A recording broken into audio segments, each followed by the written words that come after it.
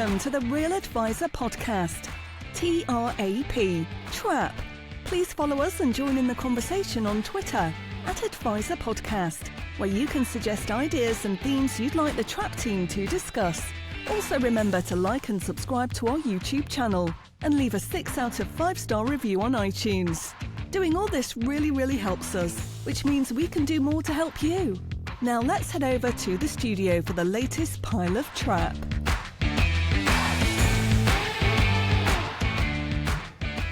Yes, indeed, dear Trappist. Welcome back to what many people are calling episode 90 of the Real Advisor Podcast, TRAP TRAP. My name is indeed Lick Lincoln, and joining me as ever in the digital studio of doom are two of the three other horsemen of the apocalypse. Because our good friend Wodge, the voice, Delavocci, he's floating somewhere with the sharks in the Indian Ocean. We don't know quite where. He doesn't know quite where. So it's the three of the Trap Pack today. And we're looking forward to it. So before we get started, let's kick off episode 90 of the Real Advisor Podcast with another high-energy review read out by my very good friend, the Right Honourable Mr. Andrew Ursane Hart. Before we start that, Nicholas, I just thought I'd do a bit of a shout to the Trappists across the pond. It was the Super Bowl at the weekend, so big shout out to the Seattle Seahawks who beat the New England Patriots. Did you start for it, Nicholas? No, I love American football, but the Super Bowl is totally overblown and hyped up. And I wake up in the morning and I watch the highlights on YouTube without trying to see the score. So I watched that. So it's quite. I mean, the Seahawks are very good. They're defensively very strong, and New England have got a very young team. But it wasn't a classic. But there have been, Andrew, I do believe there have been more important games involving odd-shaped balls played recently. No, move on. Come on, move along. Stay on the egg-shaped ball. God. So the opening match where France absolutely hammered Ireland. Oh, brutal. Yeah, where's brutal. Watch? And then your time's the coming. next game was an absolute thriller in a very wet Rome. What was the final score in the end, Alan? I don't know. I mean, the game should have been called off. It was a debacle. Because the Scots are normally used to playing in balmy sunshine and dry conditions. It was so whereas the Italians would struggle in the rain. It should have played into your hands. Bad game. What do you think of the Scotland shirts, though? See that? Pink. Nice mauve colour. They've won that before, haven't they? They've won that setup before. Wasn't our finest because we're saving ourselves for the next match. The Calcutta Cup is the only game you think about. Goodbye, Gregor. Yeah. Right, okay, come on, Ursane Hart. Yeah, okay, just to tie a bow in the rugby, and then obviously there was a masterclass England against Wales at the Allianz, let's call it. Oh, you're English now, Andy? I thought you were Welsh or Scottish or whatever it was, whoever's winning. Right, you currently English. You may be French. You may dig out some French ancestry Welsh, and next Scottish. Time. I just look at the league table and work out what I am for that. Exactly. For those few weeks. Okay, moving on. A review entitled "Helped Prompt a Career Change." Stuart Heggie, 5 stars. After over 2 decades in fund management, I am now well on track in making the switch into financial planning and benefited from the help that the Verve Foundation provide. My decision was in part influenced by listening to the back catalogue of TRAP. Credit and enormous thanks to all. The podcast is irreverent, amusing, and informative in equal measures. For me, the good humour, humility, and candid opinions of Carl bring balance to proceedings. Long may that continue. Wow, he's away today. He's away today, but we'll be back. Despite having worked in active management all my career to date, I remain curious and open to building a central investment proposition that best serves clients, perhaps predominantly made up of passives. On that note, I look forward to your discussions on that topic. Too many active-passive chats become binary and as such boring. Investing has not and will never be solved. Mm-hmm. Interesting choice of words. Power to your elbow, gents, and all that you do with TRAP. Looking forward to meeting you at TRAP Live. Thank you very much for the review. Back to you, Nicholas. Great stuff. Thank you, Stuart. Appreciate that. And do keep the reviews coming in, Trappists. We absolutely love them.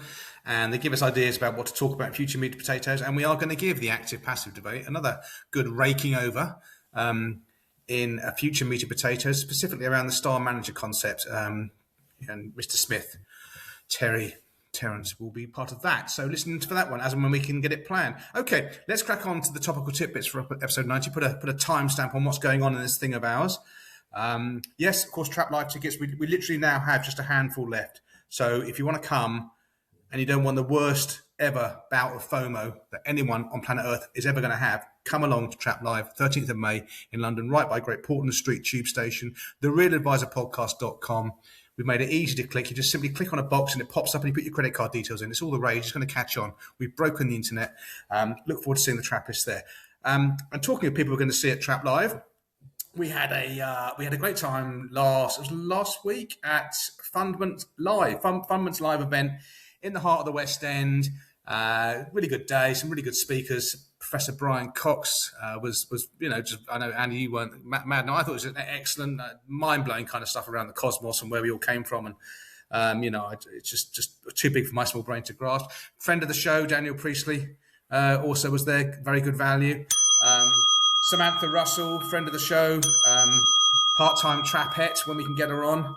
It was really nice, really good, and then we had a charity event in the evening. So thank you to Fundment for that, and nice, and all three of us, I'm sure we all had the same experience. The Trappist is coming up to us and being so lovely, and just taking time to say thank you. It's humbling. It's just great. It's just great to meet the people, the community, because Fundament's all about community, and I think Trap is absolutely about community. And if you are coming to Trap Live, you will see it's not just us jabronis talking on stage. It's about the whole thing. It's about talking with your peers. It's about having a laugh. It's about sharing things, connections being made. It's a young audience. Connections made at Trap Live could last theoretically decades, and lead off into companies being formed and partnerships emerging and so forth. So, but anything else? Anything to add on Fundment Live? I'll chip in very briefly. I thought it was a superb day. The venue was amazing. It is all about the community, the networking, and in some cases, the not working. I thought it was brilliant. The stage was mind-blowing.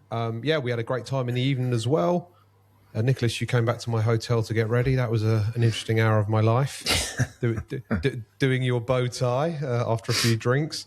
Is that what you call it? Is that euphemism? And then we went to an amazing black tie dinner where we danced the night away.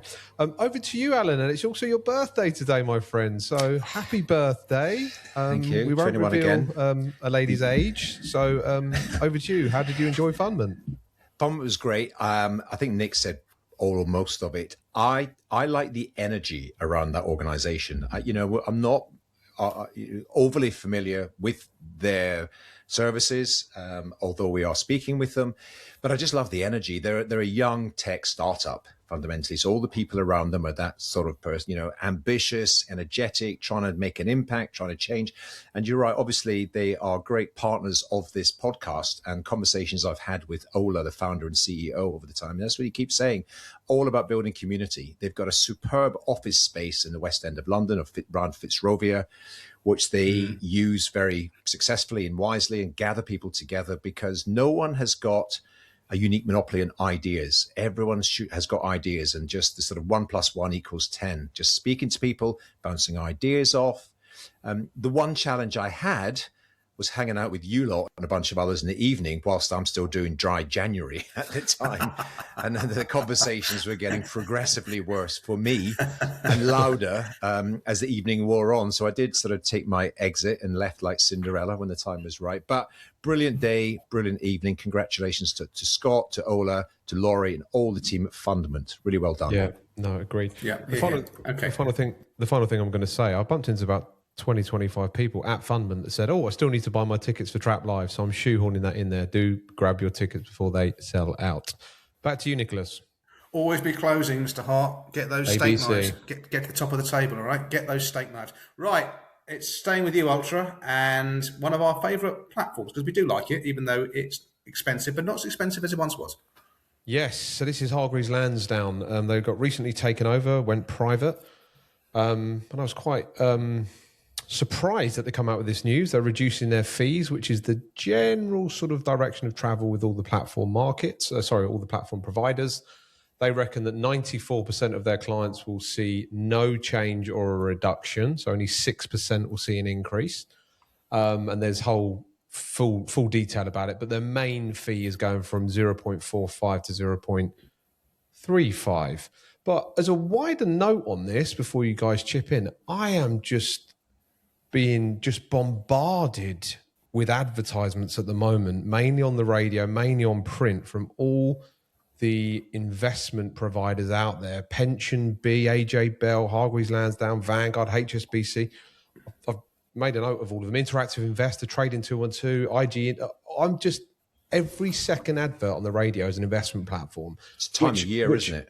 Which I'm basically saying it's sort of his time of year, but I don't think it's coinciding with ISA season really. But this, if anything, should promote an investing culture, not, you know, some committee at the FCA that come out with some, what I mean is corporate firepower, marketing spend being thrown at it. So I don't know if other Trappists are experiencing the same, but just an absolute overload of advertising from platforms at the moment, direct to consumer. I'll add. So yeah, that's it. HL have reduced their fees. I'm sure the others will follow. Any comments on that?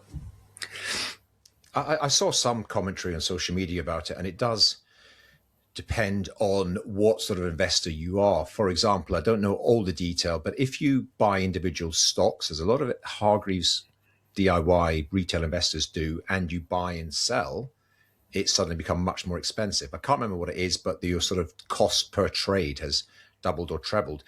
So this is where people, if they do pay attention to this stuff, you say, look, if I'm a long-term buy and hold, I'm making monthly contributions, then some platforms are better than others. And again, it's all about value, as Nick always reminds us, value, not price. Hargreaves does provide a lot of bells and whistles on that platform. Great tech. Yeah. Just, they used to have this oddity, I don't know if you boys picked up on this, but they used to treat ETFs as shares and they didn't used to charge their fee against it. Right. So you could effectively have £5 million in one ETF and pay nothing via HL. I learned this from a client and looked into it. It was correct. They've backtracked on this loophole now. So, for example, you now will be charged their platform fee on their ETFs that they're now not treating as shares. So, yeah, there's a devil in the detail and that sort of stuff. But, yeah, good news all around, I'm sure. Yep. Okay, good stuff. Okie dokie. So, Smithy, you're going to lead off on this, and then it's going to segue into Ultra in some magical way that I understand. It's just, I guess it's big news in this thing of ours, which is when's this going out? Thursday. So the recent news that Evelyn Partners, which are a very large wealth manager, financial planning, investment advice company, have just been acquired by NatWest, the NatWest Group. In what was it? I mean, the number kept going up. When I first saw it was a £2 billion deal. Last time I looked, it was 2.7 closed, yeah. 2.7 closed deal. So, I mean, that in itself is of interest. That is at kind of at scale, because if you look back to the origins of Evelyn Partners and the group, that in itself was a PE funded amalgamation of. Yeah.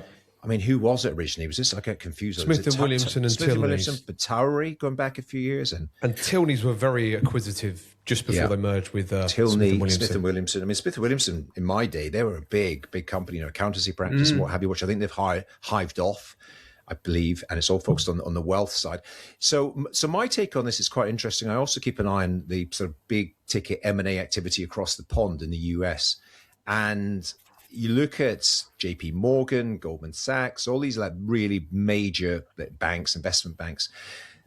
They are now coming to the conclusion that they just call it wealth management. This is a really valuable piece of their pie, their revenue generation. A lot of the other activity in banks is very seasonal. There's times when there's lots of activities, lots of trades and M&A and what have you, particularly in investment banking. But wealth is seen as pretty sticky, recurring revenue that's pretty defensible, almost regardless of prevailing market conditions. So they see it as a nice dripping roast of profitability.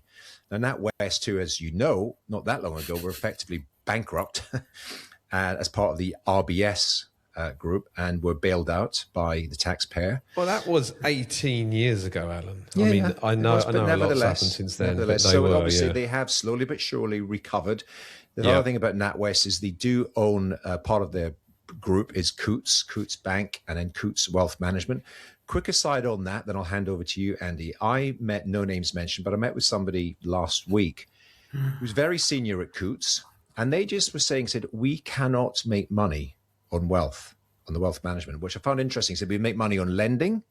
I mean, we make money on banking, just basically banking costs. But the wealth thing we find, because just the kind of regulated environment they've got to operate in, obviously as a tier one bank, is a real challenge. They've got to put money aside, all sorts of complex things. They said we barely make any profit at all on it. They've got to bought another wealth management firm. Yeah. Now, whether that means because this is obviously far bigger, I believe, than the Coutts Wealth Management, I presume it is. Coutts aren't cheap either. I mean, Coutts are expensive. Well, they've been trying to curtail their costs because they were losing a lot of big customers recently. But yeah, it's an interesting dynamic. There's a lot of moving parts now in the NatWest group with Coutts, with Evelyn and all the other parts. And it will take a long time for them to assimilate. Culture is the biggest thing when groups and organizations get together. But it's a huge story in our space. And it shows you, again, this has all been driven by the private equity investors that are sort of pushed these deals through and increased the prices over time.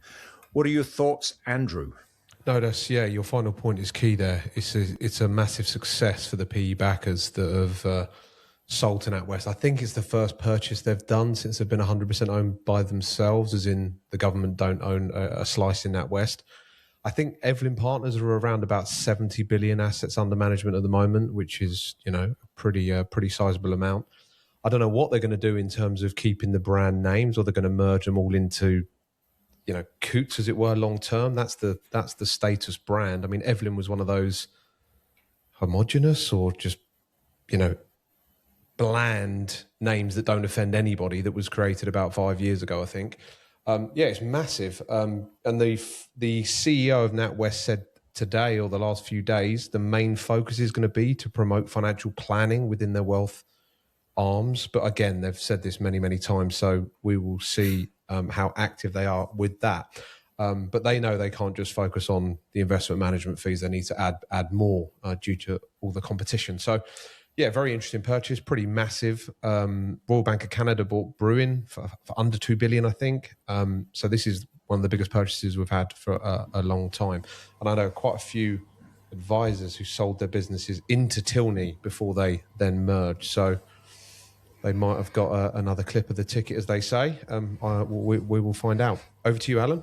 Yeah, I'm just coming back because I think it is worthy of just sort of loitering on this for a minute or two. And I was just looking down our slate to see if we're going to bring this up later. I don't think we are specifically, but again, I'm just throwing in anecdotal kind of word on the street type things. It's been well documented. We've raised it many times in the past, the PE fueled M&A activity around financial planning companies, wealth manager companies. What I'm seeing, and some of it comes up a little bit on Trap, is down in the weeds on like the day-to-day financial planner job. 5, 7, 10 years ago, they were working for Joe Bloggs and his business partner IFA. They were bought by somebody who was then bought by somebody who then Tilney acquired, who then merged with Evelyn, which now about NatWest. Yep. And the job they were doing 10, 15 years ago, happily looking after clients, going about their business, is an entirely different model. Actually, I am going to refer back to M&A, I think, in a couple of things. There's some interesting new data about it. But just, the odd cup of coffee I have with people, the odd DM I get on LinkedIn, and there's some, let's just put it this way, there's some, maybe we'll come back to it. There's some uncertainty if you are sort of grassroots, trying to get on with your job, financial planner, delivering high quality advice to your clients, because your environment has changed quite dramatically. Yeah, I had a conversation with someone this week. Their business was acquired, I think, 3 or 4 years ago. Specifically to your point, their power planner went with them. Then they were in this big beast of a machine. And, I think they've just now been let go because they were saying, why are we paying this power planner X thousands when now the going rate seems to be a lot lower? So getting swallowed up and going into the big beast. Let me just bring forward, because I was looking down the slate. Yeah. This is going to throw Nick completely. Sorry, let's stand by. Sorry, there is a report. There's a company. I don't know if it's the sort of thing that you look at, Andy, more than any of the others, but a company called Marshberry. Seen them? They are very active in. They are, I would say, an M&A advisor for mid-market, I would say, and they produce a report. I don't know if it's monthly or quarterly. I have put a link to their most recent one in the show notes. Yep. And it does say again, because we're always thinking, well, this is a flurry of activity which is going to run out of steam. We've been saying that last couple of years. Markets change, environments change, interest rates to fund these deals have gone up. But so far, according to the latest data, there's still a lot of deals being done all the way through from, obviously this is one of the biggest ones done in years, but all the way through smaller companies, mid-sized companies, IFAs, wealth managers, investment businesses. There's lots of M&A activity going on. And as I say, what happens, on a personal basis, I don't know if you guys pick up anything on this, but we do get, not a load, but we do get a reasonable flow of new business, new prospects and inquiries from exactly those. Imagine those sort of retired couple that were dealing with Joe Blogg's IFA and went for a cup of coffee with them and went for a glass of wine, chit chat. And now they're owned. Now that he or she have retired, and they've got somebody who's telling them, well, your fees are going up and you're going into our model portfolio, which is twice the cost that you were paying when you had a small IFA. And those very clients are then saying, hang on a minute, I'm going to have a look around. I'm going to see what else, because I do like that kind of boutique, smaller, more highly personalized business. And as I've already mentioned, you've got advisors as well who are reviewing their options, shall we say. And I've had a few conversations from those people in recent times. So change creates opportunity. It creates threats depending on who you are and what circumstances that you're in. But there is no shortage, and it does not seem to be slowing down anytime soon, according to that most recent report. Nicholas. Yes, well, I've got family experience of this now. The boy works for a decent firm up the road in Bournemouth, near L Street, WD6, and they were bought out towards the end of last year by Saltus, one of these big consolidator kind of companies, and they've sort of swooped in on this little. It was just decent sized IFA, but it's it's a provincial IFA, and they've come in with their own systems, and we're doing it this way, and everything's all up in the air a little bit, and they're aware of it, Saltus, but there are also opportunities, aren't there? Because if you work for a regional IFA, a provincial IFA, and you're taken over by a big company with branches all over the place. I mean, Salters have got IFAs all through the city and so forth, all through London. So it provides opportunities as well as being disturbing at the time of acquisition. But there's an awful lot of it going on. And my son is, he's experiencing it. He's experiencing it. Okay, let's crack on, because Tempest is fidgeting. All good training for him when he takes over the Empire, Nicholas. Yes, indeed, the Empire. the Lincoln Empire. and Lincoln. I need my Where's my Darth Vader? There we go. There. You underestimate the power of the dark side.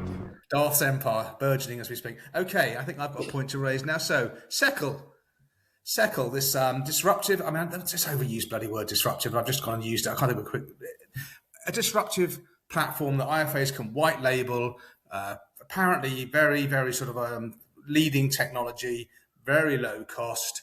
And it's a good friend of the show, literally a good friend of the show, David Ferguson, one of the good guys, ex-Nucleus. I think he's chairman now. You can disabuse me of that, Alan. But they had their reports came out, their financials came out, and as good as Seckle apparently are, and as good as their proposition sounds on paper, they are burning through money. And they had a 22.2 million loss for the 2023 financial year, 140% increase compared to the previous year. Their assets under administration, 6.3 billion. Sounds like a lot of money, because it is a lot of money, but in the platform space, it's not enough to make a profit on, and they're burning through the cash. So just want to keep an eye on there. We know people that have used Seckle. They've got some quite big brands, have used them. Abraham, for argument's sake, Timeline, I believe, are powered by Seckle. Some other big companies, Soderbergh, they also are. So, yeah, what do you think? There's a link to it. It's a long article, well-written article on Citywire, well worth taking 5 minutes to go through. If you like this thing of ours and you're kind of in the weeds of it all, it's well worth reading. Yeah, you're right. Fergie is a close personal friend, both of me and of the show, and he is he's a supreme operator. He's been at the coalface, man and boy, for many, many years. And he's got this. I did find it interesting, the move away from CEO to executive chairman. Yeah. The role of a chairman, again, you tell me what the role of a chairman is a bit more of a strategic, less hands-on day to day. Again, we are, I suppose, a lightning rod. We do hear a few of these stories, and I have heard they've gone into a few companies, and all is not as it might wish to be in terms of their delivery on these, because the companies are building this, Seckle is the engine room, and then they're building their stuff around it. Again, I've got a small sample set. Only a couple of people have mentioned this to me. They're not loving it on the basis that, and quite rightly, Seckle are going, where the big deals are. They've aligned themselves now with Monzo. Monzo are obviously a huge disruptor, digital bank, entering the investment/wealth space, and they're using powered by Seckle. Now, obviously, if you're Seckle, you're going to put a lot of resource into making sure that works, and perhaps a little less into your local IFA firm who've aligned. Again, this could be just a one-off. Couple of comments and feedback I've had from people working for firms that have aligned themselves with them. I guess all platforms will go through challenging periods. They are privately owned. They're part of the Octopus Group, which is not a listed business. They can be patient, unlike some of the others who have got a lot of backers, investors, VC money, or even publicly traded like Transact, where the time horizons are clearly far shorter. They're looking at quarterly returns. So I have to say, Nick, I can't remember who put it in our chat, but it was a good kind of long form, well-written, well-researched article, which was... Yeah, it's me, yeah. Yeah, it was definitely interesting. And look, we've already talked about Hargreaves Lansdowne. There's a continual attempted land grab to gather. What the hell's that, Nick? It's Nick's cat. Yeah, that's Penny's pussy. I've got to go deal with Penny's pussy. So give me like 2 minutes. I throw her outside with the drop kick the Scottish should have kicked on bloody Saturday. What? Oh, okay. Right. He's going to drop kick Penny's pussy. Fine, but yeah, there's it's all about asset gathering when they're taking basis points. Seckle, like others, have come in on a sort of modern digital platform, which is generally lower cost. And therefore there's less revenue. So, I'm sure they'll all be fine, but people may have to just be a little bit more patient than they have been in the past. Any thoughts, Andy, on Seckle as an offering, or the article? You've covered most things. It's written by Vicky Bell, one of her better articles. It is a very much a deep dive. So pour yourself a cup of tea. There's 220 people that now work at Seckle, so they are feeding a lot of mouths. They are part of the Octopus Group, who have very deep pockets, so they can continue to fund this. They obviously see a future in it. I think it is a compounding beast. Obviously, they are paid on the ad valorem basis, so obviously the more money they look after, the more profitable they'll become. I don't think they're going to become profitable for a couple of years, but I don't think that's the concern. They're a genuine startup, so I think their future is quite bright. That Monzo tie-up's interesting. Is that going to be transient money? Putting $1,000 in, putting $1,000 out, putting $1,000 in, putting 900 quid out. It's very hard to make money from those types of clients. You need the more mature, older, stickier, long-term money. I know Seckle have got partnerships with so many people, so even their legal team and their procurement team would be probably 50 people. So yeah, I think they're going to do some interesting things. I think they can move a lot quicker than a lot of the other platforms. So yeah, watch this space. Okay, cool. Right, let's crack on, keep the show going. A nice brisk tempo. Okay, Andrew. Okay, so this is the CISI's annual financial planning conference. I've been going pretty much for the last, 15 years. It was the IFP originally, then they switched to the CISI. I was definitely there last year. I may have missed a couple of years along the way. But anyway, they've got their 2026 Financial Planning Conference. It's in Windsor on the 8th and 9th of October, Thursday, Friday. I've just booked my tickets this morning. And I'm just mentioning, I think the early bird tickets increase Friday, tomorrow or Monday. So please do grab your ticket. As we mentioned about the Fundment recent conference, it's all about the community, meeting people, discussing ideas, picking up a few nuggets during the breaks. And you get to stay over on the Thursday night, and there's a bit of a black tie dinner on the evening. So the usual shebang. You boys didn't come last year. Did you get FOMO, or are you going to come this year? Nicholas, is it a bit too far to leave Watford? It's Windsor. Where is it? Sorry, I zoned out. Where's it? Windsor again? Is it Windsor? Yeah, Windsor. Yeah, I'll have a look at the agenda. Actually, I haven't. The lady there who runs these things, is it Anna? I can't remember her name. She's very pro trap, so it might be good just to go along. I don't know. I'll have a look at the agenda. Probably not, to be honest with you. Okay, good. I think that we need to be selective. I'm sure it's good as an agenda. What I think now, obviously, Trap Live is the number one. Mate. Trap Live is the number one event in the calendar, and it just so happens I like the fact that it sits around Mr. Brett Davidson, who we may be hearing a bit more of shortly, his conference, and the following day is the Advisor 3.0. So there's a lot of, conference activity in that time in May. Fundment now is in the calendar. There's only so many you can go to. I'm a big believer in showing up to a number of conferences throughout the year, but we can't go to unlimited ones. But we'll check out CISI. Yeah, do check it out. There's a link in the show notes. Thank you very much. Very good. Okay, well, on that note, as you're listening to this 2 days ago, Tuesday, I was giving a speech at a conference, the Future Vision 2026, a conference in near Holborn, organised by the Personal Finance Society, the PFS, and the $1 Million Round Table. And I'm speaking I spoke at 3:30, so hopefully I made it through. and the voice you hear now is still alive on today's being Thursday. Yeah, I'm looking forward to that. It's been a while since I've spoken at an event. I used to speak at quite a few events, and you used to be keynote in a big event. I never used to get asked back, until you were cancelled. Yeah. I think this may be a show, a true receding of the woke tide, that Lincoln is back on the agenda. We'll see. We'll see how it goes. What's your subject, Nicholas? Everyone's going me. Everyone's buying oil stocks and tobacco companies now. Yeah. Oh my God! I'm talking about how to build a lifestyle financial business. How I do it, the way I've done it, how I. The things I talk about on here, really. If I start again, how I'd niche and all that kind of nonsense. I'm going to try and shoehorn trap in as much as I can. So it's a big audience. So it's about 300 attendees. So it's PFS in association with MDRT because MDRT, $1 Million Round Table. Yeah, I think Craig quite a salesy day, but they've got quite a good agenda there. Yeah. And the guy speaking before me is the referral guy who we've heard before. He's very good. Matt Anderson. He's speaking.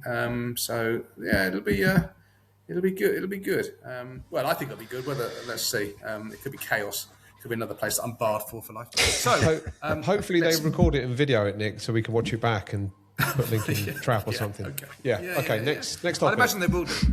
But you love it, Andy. The slides. It's like, can we see the slides? Yeah. Can you just do and what are the learning outcomes and objectives? I'm like, what? You want me to tell you what So I just whack that into AI and give him some bullet point bullshit. Right. Obviously. Anyway, it's 2 days. It's 2 days in the past now, so I can say what I like. Great people. Some of the greatest people. China. Okay. Sorry, Carl. Couldn't help it.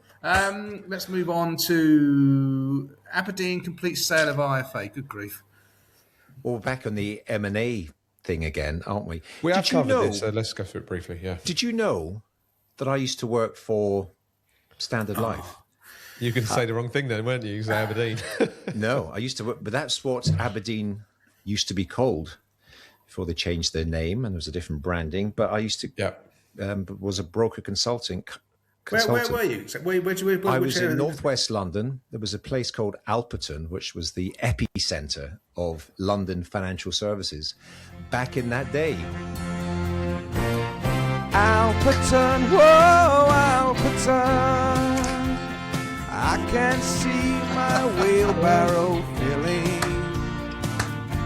with props signed by the weak and willing. Woohoo! I was 21 when I owned Alperton. Wow, over 41 years ago. Man, I love that song. Brilliant. That could be your best drop jingle ever made. Thank you. I think you might be. Brilliant. But that was a long time ago, and they've changed and they've evolved, and they created an advisory arm, which they called 1825, and they bought a load of companies over the years. They bought some very good companies. A few years ago. Anyway, they've decided that after all this time, millions spent, businesses bought, that they can't hack it on delivering financial advice. So they packaged it all up and sold it on to, is it Ascot Lloyd, I think. Yeah. So that's another monumental process. This is, we go around in circles again. Big companies believe they can deliver advice. Very few actually can. Absolute working example, yet again, of the destruction of shareholder value. Rinse and repeat. It's amazing. I'd love to know the details of this transaction, Alan.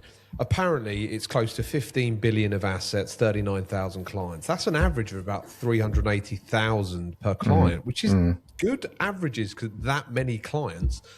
This deal is valued at around about 500 million. And I'm pretty sure Ascot Lloyd paid nowhere near that. So this could be an absolute deal of a century for Ascot Lloyd. So, yeah, hopefully they do good things with it. But we will see. It could be. You need to have the scale and the infrastructure to absorb. I don't know how many advisors they've got, but it's a lot. And that hundreds of thousands of clients. There's a lot of people. So there's only 39,000. 39,000. Even that, which is still a lot of people. You've got to have scale to be able to absorb all those. So, and I guess if they can make this work, it'll be an absolute deal. Yeah. Right, gents. Could be.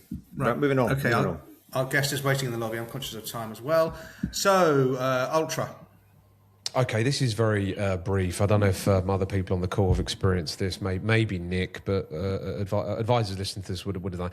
So, no good deed goes unpunished is the saying. So I've helped a couple of clients recently, one who's a client's child and one who's actually a client. And I've said, look, you've got a few pounds in your pension now. You want to make sure you've got the right funds. And they say, I'm in the, Illuminary 2 Polar Lifestyle Managed. Oh, that's a good one. That's a good one. Fund. I say, no, we're gonna have to look into this. So what you got to do is get me, the options that are available. So there, I thought I was doing something simple. I said, well, what you want to do is you really want to look at the options of global equity funds. They say, okay, Andy. So one client sent me 5 pages of global equity funds. Another client sent me a PDF from your old employers, Alan.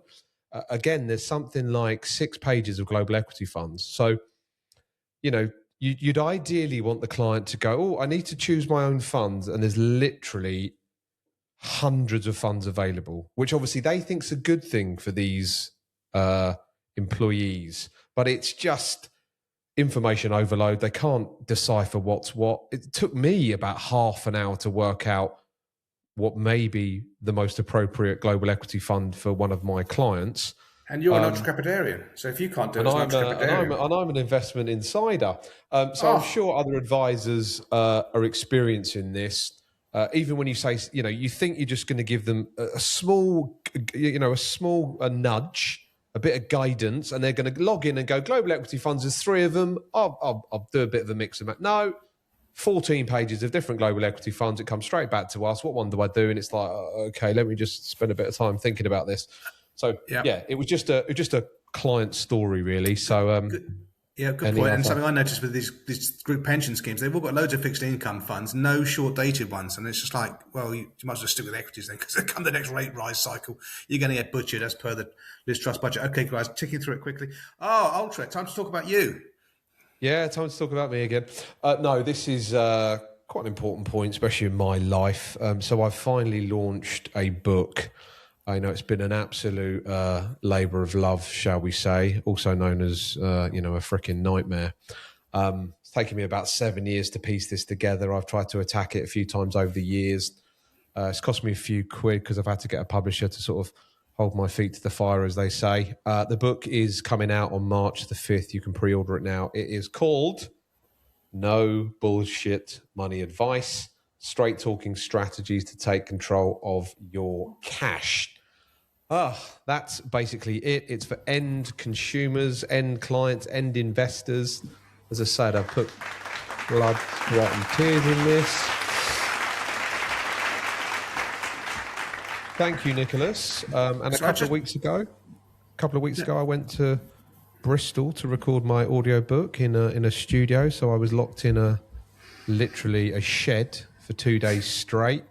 And it was tough going. But yeah, if you sort of want to support this little project and you think I've got some okay things to say, then please do pre-order the book on Amazon. It's available as Dusty, it's available as Kindle, and it's available as audio or Audible. It's a great achievement, mate, and well done. Just one question: have you counted all the pages? All the pages are there. The first book. It's quite a short read, thank God. Well, I was going to say, is it just one page? So the world's first ever one-page book, and it says "Buy Global Equities." Yeah, I did actually include that 1-star review of my podcast. Repetitive was the title. Just says "Buy Global Equities." I actually have that in the intro. And you have very kindly written the forward, Alan. So thank you very much for that. Yes, okay. yes, you have. He asked me. You said no. I can't possibly. I've got a reputation to uphold. You left a review, but my publishers didn't include it for some reason. But Wodge's review has made it. They just Googled him. I think wasn't your review.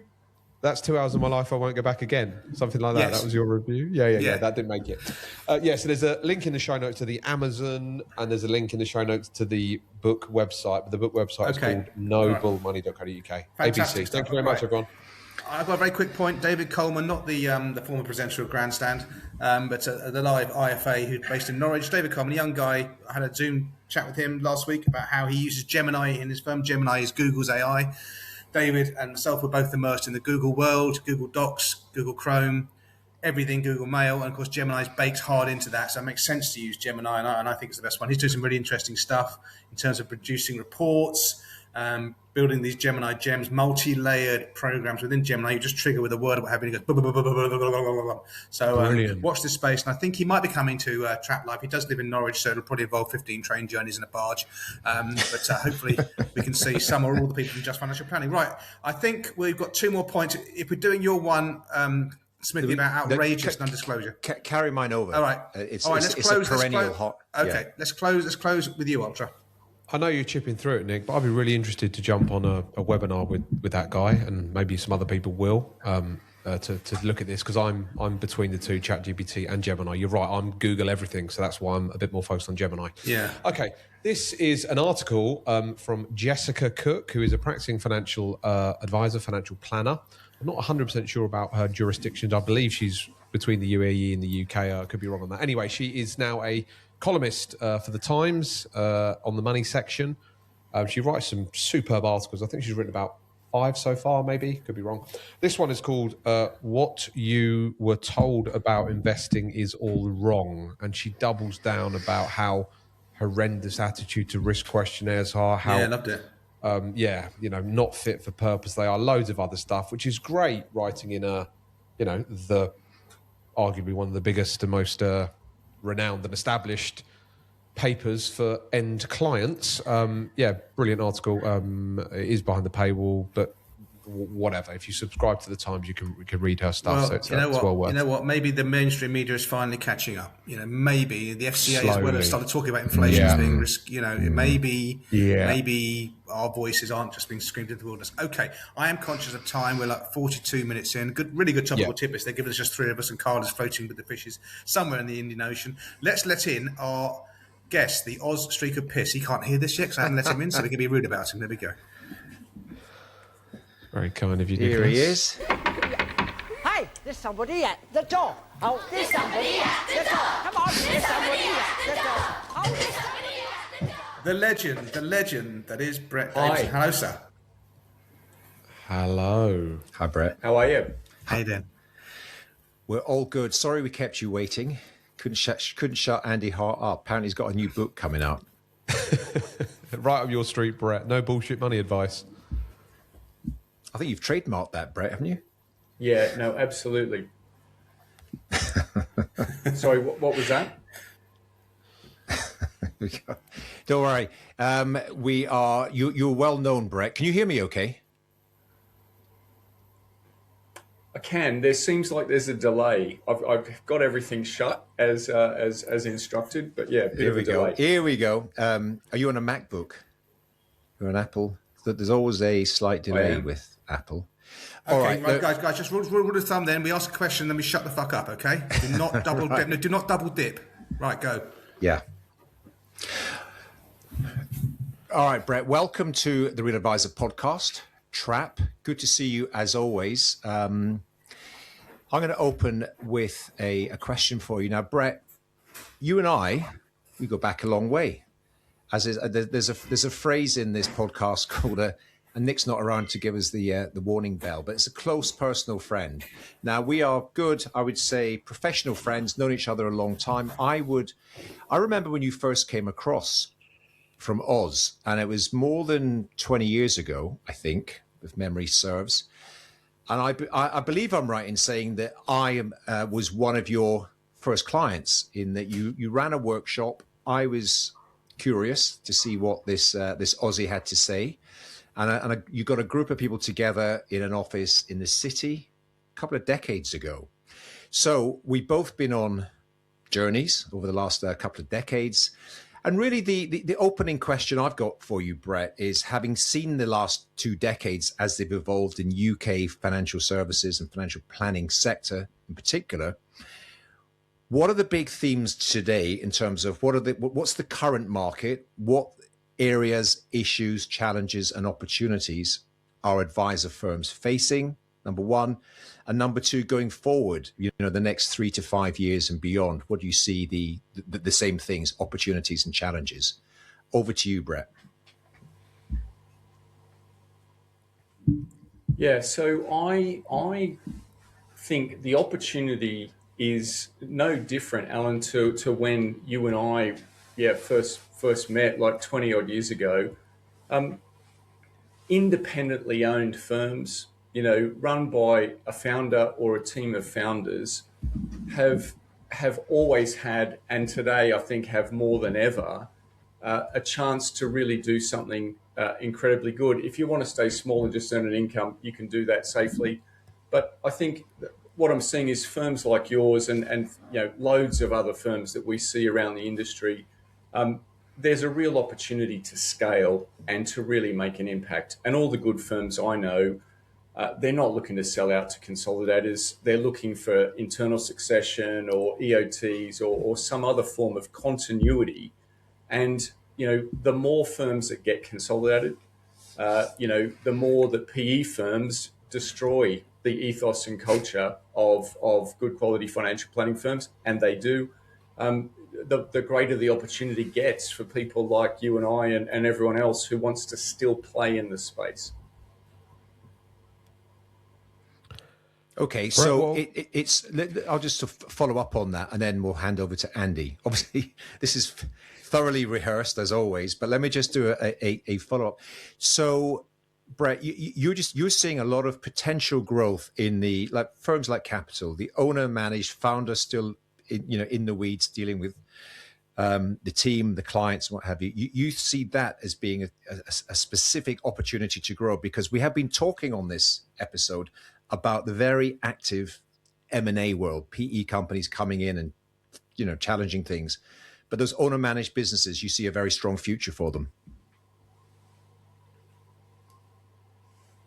Yeah, I do. And the more I just talk to different people I know who are involved, who've been acquired, look, I'm sure there must be good acquisitions out there. I just don't know any, right? So that's a bit tricky, but I don't know many, right? So, and the more I read about PE in the US, again, there's the possibility of them bringing something cool to the table. 99.9% of the time, that's not what happens. And so I just don't drink that Kool-Aid. Fuck that. I just don't agree at all that that's a great way for the profession to go. And they cut advisor numbers. They'll change they'll add incentives. I've just written a paper about not to do that. And I just don't buy the story. So yes, if you are a client-focused founder or successor, or just a good financial planner who's client-focused, I don't see anything coming, AI included, that's putting you out of business.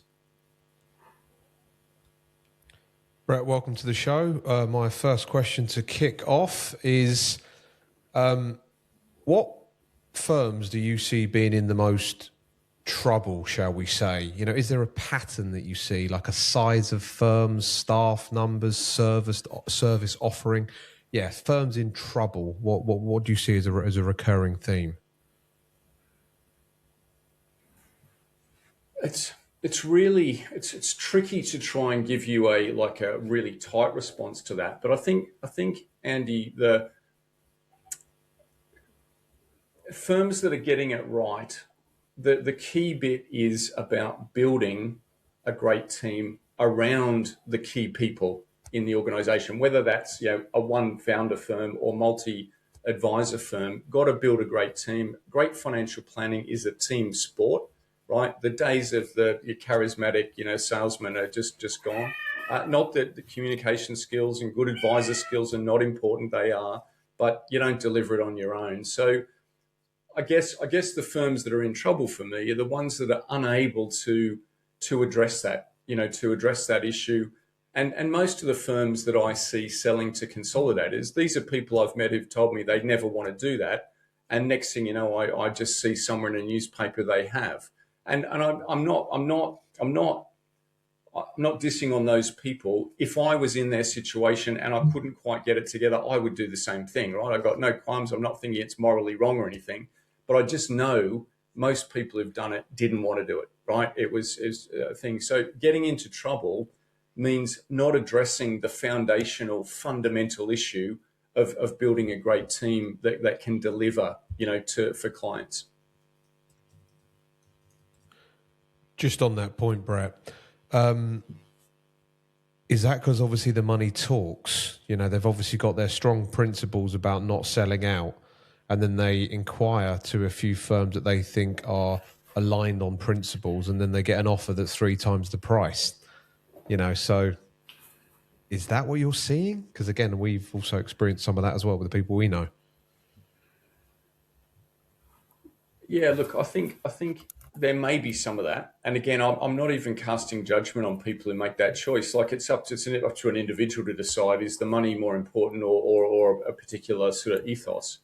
But I think there's the other group of people who are selling because they just couldn't get it together. And again, I'm not being rude. I think that's just where they find themselves going, look, we gave it a good go and this isn't working out the way we wanted to. We struggled with certain issues. And they feel like they have no option but to sell out. Like to do anything else is sort of self-torture or it's going to cost them a lot of money. And I don't blame them in that situation. I guess where, I've tried to insert myself into that situation is saying, look, we can help people solve a lot of those issues that they're struggling with, right? So without being too self-promoting, that's my whole raison d'etre, is to go, it doesn't need to be like that. So if people really don't want to go down that road and sell out on the basis they didn't want to do it, I think there's us and there's other people out there too providing great support to fix that stuff. Okay, great stuff. Thank you for that, Brett. Nice to see you again, fella. Thank you for coming on track. Our erstwhile Irish colleague is swimming somewhere in the Indian Ocean, so he can't be with us today, but he did pre-record a question, which I'm going to hopefully play now, Brett, and hopefully you can play it. So all cross our fingers for the technology, and we'll hear Carl's dulcet tones. Hi, Brett. Can you believe I'm away for the episode you come on as a guest when I've been extolling the virtues of you and your Uncover Your Business Potential course for so long? Anyway, I'm hoping that by coming on, everybody subscribes to your brilliant monthly newsletter. It's absolutely fabulous. Anyway, I have a question, and the question is based around your experience of dealing, or I suppose advising, so many IFAs over a long period of time. What's typically the one thing that you see that all of these firms could do, but that they don't do, and that it would move the dial significantly for them? I'm sure there are common threads all the time, and I'd just love to get your insights on that. Yeah, so again, to try and, because I think it's a multifaceted jigsaw puzzle of an issue, it's hard to sum it up. But what I would say,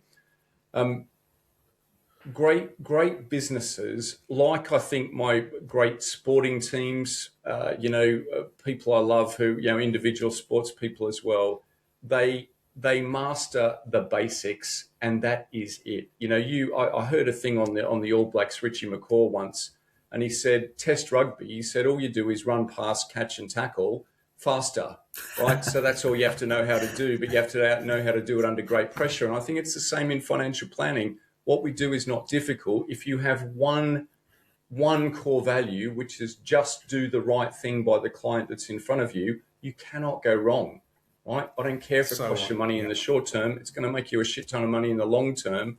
That's the key. Yeah. Totally agree with that. Brett, you mentioned your white paper, fella. So when did it come out? What is it? How do people get hold of it? And just what are the key themes that you can tell the Trappist?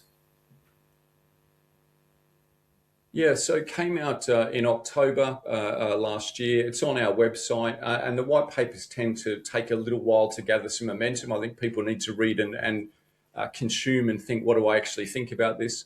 But on the website at fpadvance.com. But it was called, if incentives worked, we'd all be amazing by now. And it's a slightly cheeky title, but it's just questioning the value of incentives, because in our profession, because we came out of the old sales culture, it's not even questioned that you have to incentivize advisors or people in your business.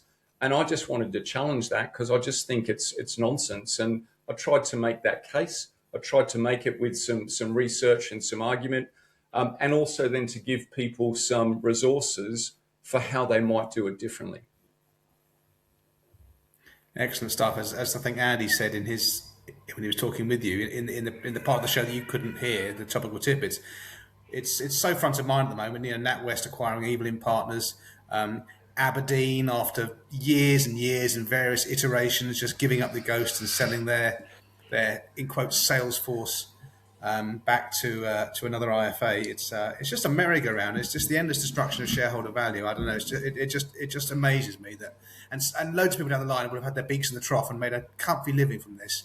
And in the end, it just all ends in a bit of a shit show. My friend, you have got your event on the 13th of May, a Wednesday in town. Tell us a bit about that. I presume, well, you maybe not. You're that ahead of the curve. Maybe you have sold out, but if you haven't sold out, just tell the TRAPist what's happening on the 13th of May.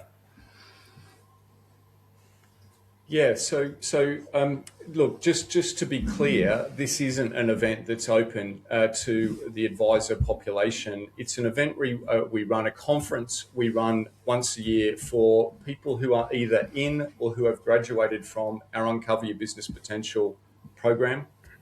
It was this decision we made not to be wankers and make it like exclusive, but just we needed people who were on the same page. We could run another event that was more general and whatever, but we've just chosen to do that. We had 150 people there last year. It's growing every year as that community grows.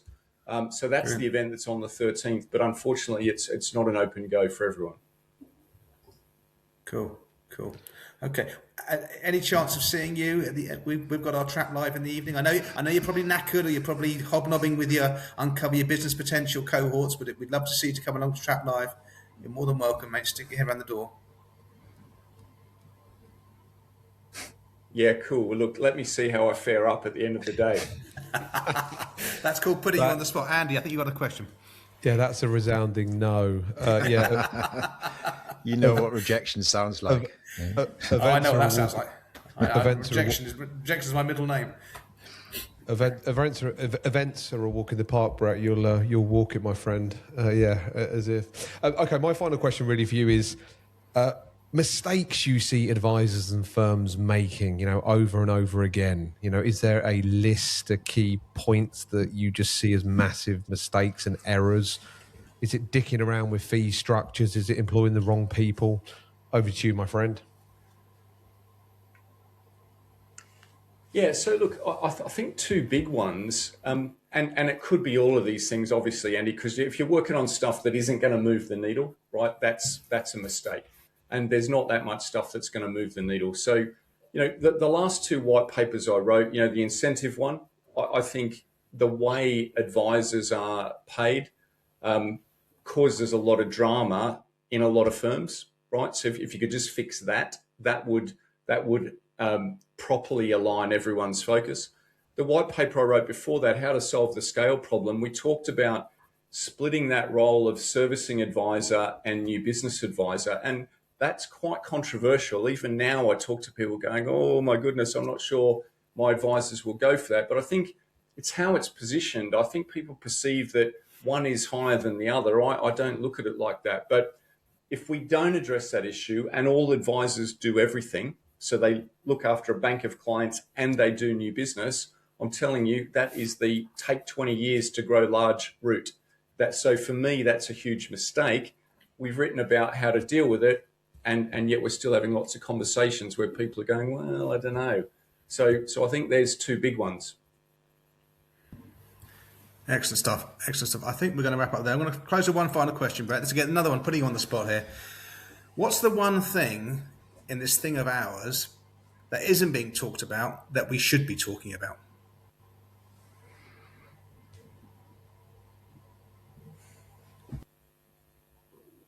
We talk about a lot of stuff, Nick. You guys talk about a lot of stuff anyway. God, it's such a tough question. So what's the one thing that we should be talking about that we're not talking about? Okay, can I leap in there? Can I leap back? I think it's actually, yeah. Okay, a bugbear of us on this show is firms that say they do financial planning and they do sweet FA. Do you experience that? And do you think it's as prevalent as we believe it to be?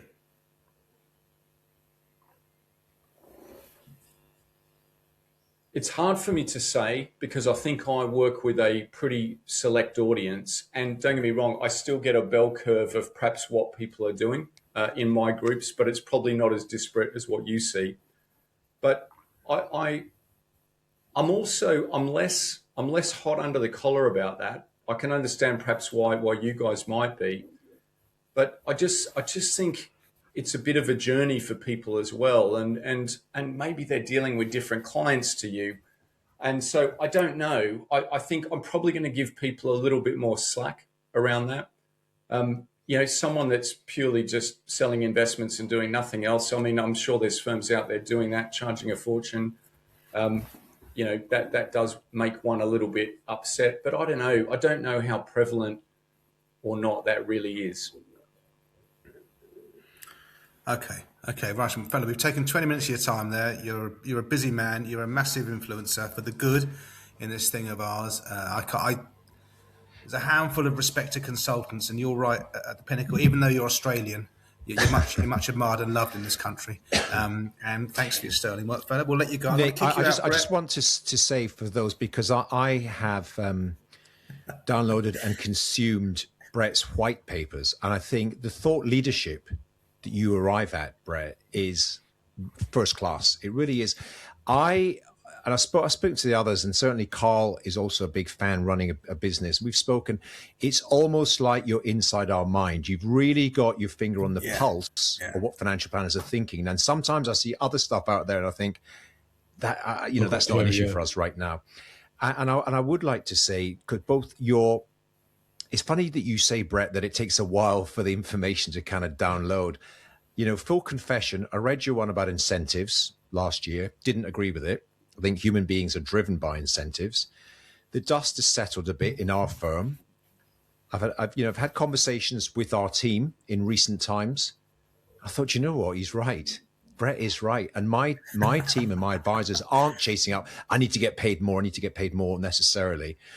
There is a balance. So that paper, and I've got to say the one before that, which is about scaling, that I found at the time very, very impactful, because at the end of the day, if you're not growing, you're dying. And a lot of firms, and mine included, was really bumping up against those capacity limits, and just say that we've got a mature business now, we've got a healthy client bank, and yes, we want to continue to grow, but there's a lot of challenges. And some of the nuanced thinking that was in that paper really, really was world-class. And I took that into my colleagues, and we kicked it around, discussed it, and absolutely made some changes as a result. So I'm just doing a big shout out. If anyone's listening to this that hasn't fully engaged with your materials, Brett, they should go onto your website, for starters, just download those 2 white papers, read them, put them down again, come back to them in a week and read them again.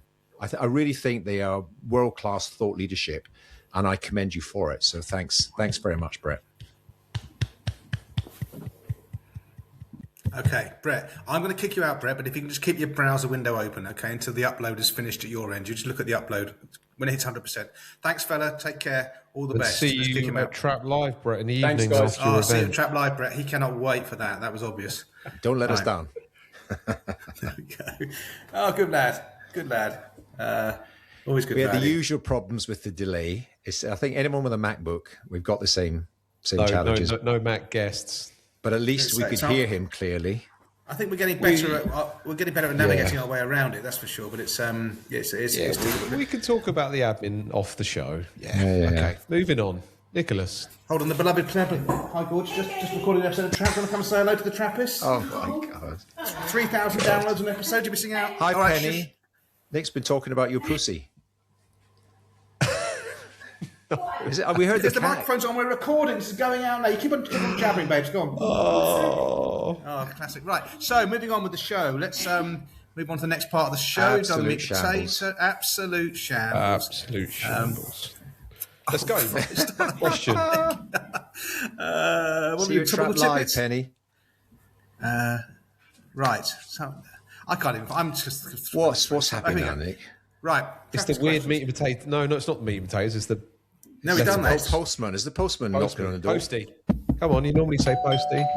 Here we go. There she goes. There's Posty. She's at my front door. She's dragged the bulging sack of Trappist questions up the drive. And this Trappist is where we open up the bulging sack and pull one out for you and give it a damn good thrashing. So let's see who this one is from. This is from...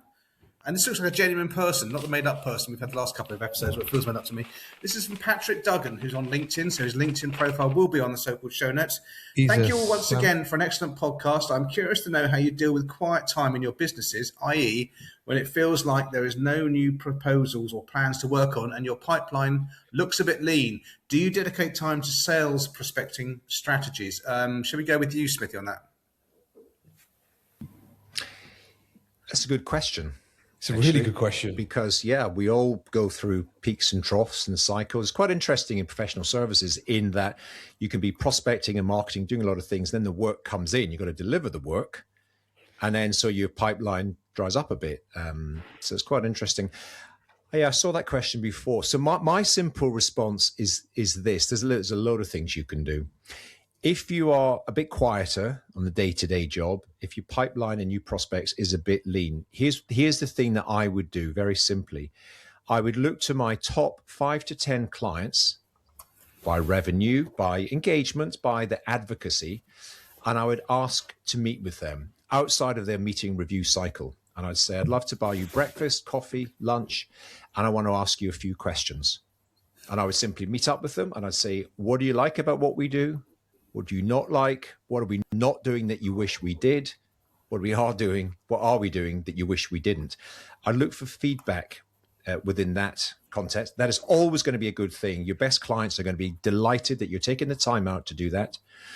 And the other thing I would do is I would position this very subtly for introductions. I wouldn't call them referrals. I'd call them introductions. And the way I do that in this same conversation is by letting your advocates, your ambassadors, your good clients know, look, we do have capacity to take on more clients. I always think this is like the narrative. It's a bit cringy to ask for people for referrals. If you were me, what's the best way to position for introductions? And you're basically just subtly saying, we're open for business. If there are people you know, please introduce them. So that's what I would do. That's it. Just grab yourself a drink. A very long drink. It's story time with Alan Smith. Ultra bully me into doing it, okay? I mean, Jesus, if I speak for more than 60 seconds, it's a story. I mean, you lot can jabber on for bloody hours on end about books. If you speak for less than 60 seconds, it's front page story. Now crack on. Anyway, make use of the time you've got to go and break bread with your best clients and get some candid feedback. It's a great thing to do. Cracking. Over to you, boys. Make it snappy. Cracking story, Smithy. You're going to tell us about Equitable Life before we close? Taking out adverts. No. Okay, fine. No, seriously, Patrick is a cracking guy, close personal friend of mine, based in Cape Town. Superb question. A couple of points on this. Well, you should do your, classic advice to business owners. You should be marketing when you're busy. If you get very quiet and then you start the marketing, it's sort of the wrong time. I remember when I was first self-employed many moons ago, and during the quiet times in my early stage of business, I thought, oh my God, I'm never going to get another client again in my life. When I used to do mortgages and I had like a quiet week, I thought, that's it. My self-employed life is over. I'm never going to get another client again, and I'm going to be super quiet. I think as business owners that run our own businesses, we are constantly on the lookout for potential work and clients. Our employee friends say to us, how do you get your business? And it's like, well, where do I start? It runs through me. I think about it all the time. I never have a break of not thinking about where I'm going to get clients from. So a couple of points there. Now I quite like the quiet times. I'm never sitting there thinking, I'm never going to get, any work again.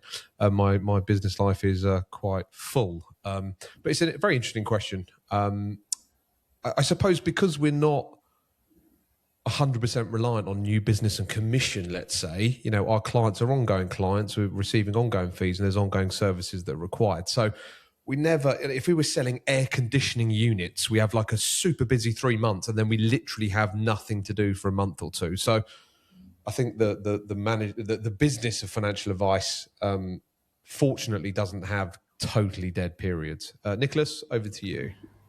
Yeah, I probably have the least to add on this. Is I've got, my business is mature, and I'm not a scaling business like Alan's so much. I'd say if I was in the storming and forming stage, I would do what 2 days ago I spoke at the PFS MDRT conference, and Matt Anderson was there. And Matt Anderson is really good, Patrick, about how to really work on your referral system. Have a process, have a real system for referral, and that's what I would be doing. I'd be going to my clients saying, the obvious stuff, the stuff we all know. You seem happy with me. You think I've done a good job for you. I know you mix with people who are like you. Any chance of me meeting them? Because I'll do for them what I've done for you. That, I know, you fluff it a bit, but that's what I'd go back to asking for referrals and being on the front foot. That's basically what I said, but in a better way. Yeah. Thank you. I tuned in as well. Okay, well Patrick. Sorry, I've got TLP in the background. I've got a bloody cat, which is going to get drop kicked into the gardens next door. Right, let's move on to what many people are calling Culture Corner. And the drops are playing up as well today, which is even better. Come on, work. Is it a solo culture corner? Just me? Okay, it's me. I've got one. Okay, cool. It's a podcast or YouTube podcast. Chris Williamson, Modern Wisdom. The mighty Morgan Housel is back. Again. Yeah. Shelling his third book. His first book was Psychology of Money. His second book was Same as Ever. And his third book is The Art of Spending. He's going to be making a lot of money from these trio of books. As a fellow author, I will know the mechanics behind it all. I'm best-selling author. I'm in the red, massively in the red. Obviously. Anyway, that's my culture corner. Alan. Yeah, I didn't put. I'll add the link to the show notes. Did you guys not see? I'm taking the opportunity while Widge is away basking in the Indian Ocean to mention someone that he doesn't have a lot of time for. Greatest entrepreneur of our times, Elon Musk. Mr. Musk. Elon Musk was on this podcast.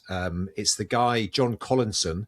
Yeah, they were drinking Guinness, weren't they? Yeah, well, it's their new podcast, John Collinson from Stripe. I need to watch the full amount, yeah. I mean, it's 3 hours long, and these are just so long. Brilliant. But it's called Brilliant. Cheeky Pint, and they're in obviously a made-up pub, and they're sitting drinking pints of Guinness. It's quite funny because there's his kind of... John Collinson is like smashing his pints down. But also, he's super smart and he's totally in awe of what Elon's telling him. Like most guests, he's really in awe. But it's a nice setup. Elon's having his pint of Guinness, so it's quite. The other guy who's a guest, he's a proper podcast host. You could tell you're watching it thinking, "Mate, drink your pint. It still hasn't been touched." Anyway, but. Oh my God! It's a little bit technical. It'd be above your kind of level, Andy, to understand the technical aspects of what he's building. But it's like this freaking master plan that Elon has. All these companies that he's talked about are effectively merging. He's got SpaceX, which is now, and they are building. They are going to be building data centers in space, and this will be done within 3 years. Yeah. They're going to launch. I can't remember 10,000 rockets. 10,000 rockets. Building all these. Are you there? Yeah, it's unbelievable. So he's building all these in space. He's got the AI machine is it's been merging with the robotics that Tesla is building. Their what's that called again? These sort of humanoid robots. Because the key thing about all this technology is energy, access to energy. They just haven't got enough energy in the US, and they could build solar farms in Nevada, but the planning and the zoning will just take so long, even with Trump in power. So it's quite, I was thinking, who the hell owns space? So no one owns space. He can just pop them up there and just build these. And he's going to build them on the moon, because he can do it in the moon. On the moon, he can build them soon. Access, Alan. You need to get some access rights to. Well, to there is. Sure. Yeah, there are rules. Anyway, it's just kind of mind blowing what he's talking about doing, and how the world is just going to evolve in the next. And it's not 10, 20 years. It's 3 years from now. He's talking. Anyway, I encourage you to invest a couple of hours to watch Elon speaking to Collinson on the Cheeky Pint podcast, and watch it on YouTube rather than listen to it. He's planning permission in space. We can't even build a bloody third runway here. The UK wasn't mentioned as part of this changing dynamic. Anyway, that's it. It's good. All right. Okay, 1 hour, 16 minutes. Great. Good stuff. Okay, short one. We'll wrap it up there. I think we've done all our bits and bobs, not missed anything out. There you go, dear Trappist. Another episode 90 of the Real Advisor podcast. Trap is being flushed away down the U-bend of Father Time. Do like and subscribe to us on YouTube. Do leave a review, please. It means an awful lot to us. And if you listen to the podcast by luck, subscribe to the bloody thing, okay? You won't get better value anywhere. This is better value than a KFC bargain bucket, the very epitome of haute cuisine. This is even better value than that. So tuck in, and we are fried twice. With that, take care out there, and we will see you on the other side. Goodbye, Trappists. Goodbye. Goodbye. And get your tickets to Trap Live. Actually, stop recording now, but just during this, we've sold another 17 tickets for Trap Live, so we really are down. We're still recording. Look at that. There's one left. We're still recording. So we're pretty much almost sold out now.